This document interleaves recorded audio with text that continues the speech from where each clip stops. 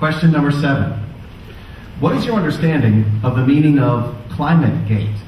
And what does this scandal imply for what Congress ought to do on the subject of climate change? Ron Ferrin. This global warming sure cost me a whole lot of money in heating this last winter. Cap and trade has nothing to do with the climate, just like healthcare has nothing to do with keeping people well. It is all a matter of government control. It is all a matter of...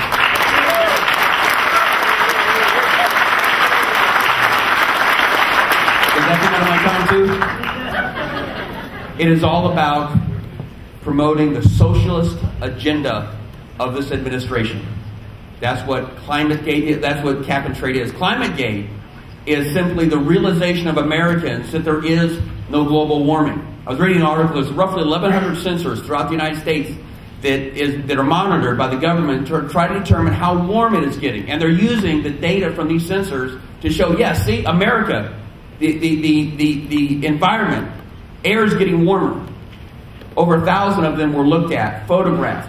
90% of them that tries to determine the temperature of the air around them are near fireplaces, are near furnaces, are over elements that produce heat.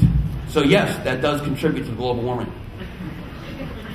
Again, the whole cap and trade concept is about taking your money because, you see, the problems we have in this country is because you've been too successful. You ought to be ashamed of yourself because you have made a life for yourself and for your children. And we're going to take some of that money and it's going to go to two places. First of all, the people who put this whole thing together are going to become absolute billionaires. The rest of the money is going to go to people who have not developed yet. So we've got to give them the money because they need the same opportunity we have, because we have people giving us money, giving us opportunity. Lord knows we didn't do it by ourselves.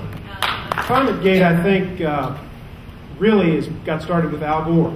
And I think that what we have seen from Al Gore and the folks the scientists that have supposedly studied climate change in this country and all across the world have given us something that is not true. And that's what ClimateGate is. It is faulty information. It is not borne out. And it has real consequences. And it has consequences for each of us in terms of the jobs that exist here in the 5th District. If you look at the loss of manufacturing jobs across this country, if you look at the power bills that you see in places that are served by Appalachian Electric Power, you see the result of this sort of thinking, this sort of science. You see what the sort of regulation that comes through groups like the EPA, regulations from the agencies like the EPA. You see the devastating effect it has on individuals and business. I represent businesses that now, because of the power bills and because of the regulation that they've had to comply with, the costs that they've had to pay in order to comply with these regulations, you see businesses closing. You see businesses that are having to have that conversation. Should we move overseas and away from these regulations? You see people, my constituents, who have power bills that are in excess of their income. How is that possible? It's possible because of the regulation, the idea that in Washington the bureaucrats know better than anybody else, and as a consequence you have this sort of crisis that we're facing.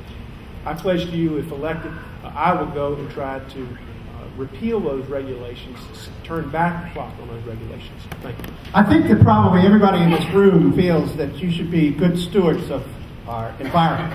I myself, I compost, I recycle everything that I can. I have rain barrels on my roof that I capture water that I use in my garden. And these are good, solid science things that we can do. I have energy efficient house and windows and doors in my house.